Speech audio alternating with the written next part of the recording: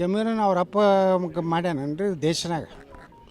ಅವ್ರಿಗೆ ಪಾಕಿಸ್ತಾನ ಅವಾಗೆ ಹೊಡೆದು ಕೊಟ್ಟೈತಲ್ಲ.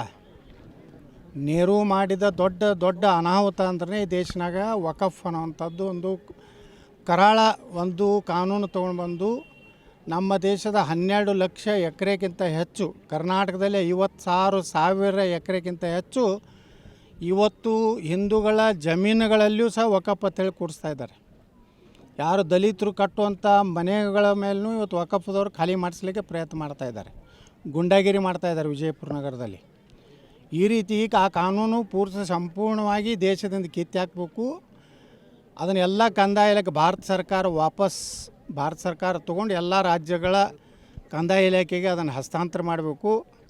ಅಲ್ಲಿ ಎಲ್ಲೆಲ್ಲಿ ದಲಿತರಿಗೆ ಹಿಂದುಳಿದವ್ರಿಗೆ ಯಾರು ಮನೆ ವಸತಿ ರೈತರು ಈ ದೇಶನಾಗ ಅದಾರ ಅವ್ರಿಗೆಲ್ಲ ಒಳ್ಳೆ ಮನೆಗಳನ್ನು ಕಟ್ಟಿಕೊಡ್ಬೇಕು. ವಕಫ್ ಈ ದೇಶದ ಹಿಂದಿನ ನೆಹರು ಮಾಡಿದಂಥ ದೊಡ್ಡ ತಪ್ಪನ್ನು ನಾವು ಎಲ್ಲ ತಿದ್ದಬೇಕಾಗಿದೆ. ಬಾಬಾ ಸಾಹೇಬ್ ಅಂಬೇಡ್ಕರ್ ಅವರ ನನಸು ಮಾಡಬೇಕಾಗಿದೆ. ಹೆಂಗೆ ಕಾಶ್ಮೀರ 370 ತೆಗೆದೀವಿ, ಅಯೋಧ್ಯ ರಾಮ ಮಂದಿರ ಕಟ್ಟಿದೀವಿ.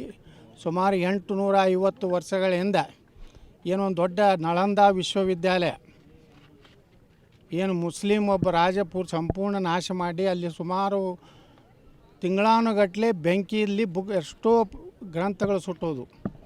ಅಂಥದನ್ನು ನಮ್ಮ ಪ್ರಧಾನಮಂತ್ರಿಗಳು 850 ವರ್ಷದ ಆ ಒಂದು ಭವ್ಯವಾದಂಥ ವಿಶ್ವವಿದ್ಯಾಲಯ ಮತ್ತೊಮ್ಮೆ ನಿರ್ಮಾಣ ಮಾಡಿ ಭಾರತದ ಭವ್ಯ ಒಂದು ಜಗತ್ತಿಗೆ ತೋರಿಸುವಂಥ ಕೆಲಸ ಇವತ್ತು ಮಾಡಿದ್ದಾರೆ. ಅದೇ ರೀತಿ ನಾನು ಭಾರತದ ಪ್ರಧಾನಮಂತ್ರಿಗಳ ಪತ್ರ ಬರೆದಿದ್ದೇನೆ. ಈ ವಕಫ್ ಕಾನೂನನ್ನು ದೇಶದಿಂದ ರದ್ದು ಮಾಡಬೇಕು. ಇಡೀ 12 ಲಕ್ಷ ಎಕರೆ ನಮ್ಮ ಭಾರತದ ನಾಗರಿಕರ ಆಸ್ತಿ, ಇದು ಯಾವ ಮುಸ್ಲಿಮರ ಆಸ್ತಿ ಅಲ್ಲ. ಮುಸ್ಲಿಮರ ಆಸ್ತಿ ಗಾಂಧಿ ಮತ್ತು ನೆಹರು ಪಾಕಿಸ್ತಾನ ಅನ್ನುವಂಥ ಒಂದು ಕರಾಳ ದೇಶವನ್ನು ಮಾಡಿ ಕೊಟ್ಟಿದ್ದಾರೆ. ಅವರು ಅಲ್ಲಿ ಬೇಕಾದ್ರೆ ವಕಫರೆ ಮಾಡ್ಕೊಳ್ಳಿ, ಸುಡುಗಾಟರ್ ಮಾಡಲಿ, ಸಾಯೋದು ಇದು ಮುಟ್ಸೋಕೆ ಏನತ್ತಾರ ಅವ್ರು ಕಬ್ರಸ್ಥಾನ ಮಾಡ್ಕೊಳ್ಳಿ. ಸೂರಜ್ ರೇವಣ್ಣ ಬಂಧನ ಅವೆಲ್ಲ ಅದ್ರ ದಾಖಲೆ ಕೊಡಲಾಗಿರ ಅಂತಿದ್ರೆ ಎದ್ರಿ ಸಕ್ಕರೆ ಸಚಿವರು ದಾಖಲೆ ಕೊಡ್ತಾನೆ ನೋಡಿ, ಎಲ್ಲಿ ಹೋಗ್ತಾನೆ. ಜಮೀರನ್ನ ಅವ್ರ ಅಪ್ಪ ಮಾಡ್ಯಾನನ್ರಿ ದೇಶನಾಗ. ಅವ್ರಿಗೆ ಪಾಕಿಸ್ತಾನ ಅವಾಗೆ ಹೊಡೆದು ಕೊಟ್ಟೈತಲ್ಲ. ನೆಹರು ಮಾಡಿದ ದೊಡ್ಡ ದೊಡ್ಡ ಅನಾಹುತ ಅಂದ್ರೆ ಈ ದೇಶನಾಗ ವಕಫ್ ಅನ್ನೋವಂಥದ್ದು ಒಂದು ಕರಾಳ ಒಂದು ಕಾನೂನು ತೊಗೊಂಡು ನಮ್ಮ ದೇಶದ 12 ಲಕ್ಷ ಎಕರೆಗಿಂತ ಹೆಚ್ಚು, ಕರ್ನಾಟಕದಲ್ಲಿ 56,000 ಎಕರೆಗಿಂತ ಹೆಚ್ಚು ಇವತ್ತು ಹಿಂದೂಗಳ ಜಮೀನುಗಳಲ್ಲಿಯೂ ಸಹ ವಕಫ್ ಅಂತೇಳಿ ಕೂಡಿಸ್ತಾ ಇದ್ದಾರೆ. ಯಾರು ದಲಿತರು ಕಟ್ಟುವಂಥ ಮನೆಗಳ ಮೇಲೂ ಇವತ್ತು ವಕಫ್ದವ್ರು ಖಾಲಿ ಮಾಡಿಸ್ಲಿಕ್ಕೆ ಪ್ರಯತ್ನ ಮಾಡ್ತಾಯಿದ್ದಾರೆ, ಗುಂಡಾಗಿರಿ ಮಾಡ್ತಾಯಿದ್ದಾರೆ ವಿಜಯಪುರ ನಗರದಲ್ಲಿ. ಈ ರೀತಿ ಆ ಕಾನೂನು ಸಂಪೂರ್ಣವಾಗಿ ದೇಶದಿಂದ ಕಿತ್ತು ಹಾಕಬೇಕು. ಅದನ್ನೆಲ್ಲ ಕಂದಾಯ ಇಲಾಖೆ ಭಾರತ ಸರ್ಕಾರ ತೊಗೊಂಡು ಎಲ್ಲ ರಾಜ್ಯಗಳ ಕಂದಾಯ ಇಲಾಖೆಗೆ ಅದನ್ನು ಹಸ್ತಾಂತರ ಮಾಡಬೇಕು. ಅಲ್ಲಿ ಎಲ್ಲೆಲ್ಲಿ ದಲಿತರಿಗೆ ಹಿಂದುಳಿದವ್ರಿಗೆ ಯಾರು ಮನೆ ವಸತಿ ರೈತರು ಈ ದೇಶನಾಗ ಅದಾರ ಅವ್ರಿಗೆಲ್ಲ ಒಳ್ಳೆ ಮನೆಗಳನ್ನು ಕಟ್ಟಿಕೊಡ್ಬೇಕು. ವಕಫ್ ಈ ದೇಶದ ಹಿಂದಿನ ನೆಹರು ಮಾಡಿದಂಥ ದೊಡ್ಡ ತಪ್ಪನ್ನು ನಾವು ಎಲ್ಲ ತಿದ್ದಬೇಕಾಗಿದೆ. ಬಾಬಾ ಸಾಹೇಬ್ ಅಂಬೇಡ್ಕರ್ ಅವರ ನನಸು ಮಾಡಬೇಕಾಗಿದೆ.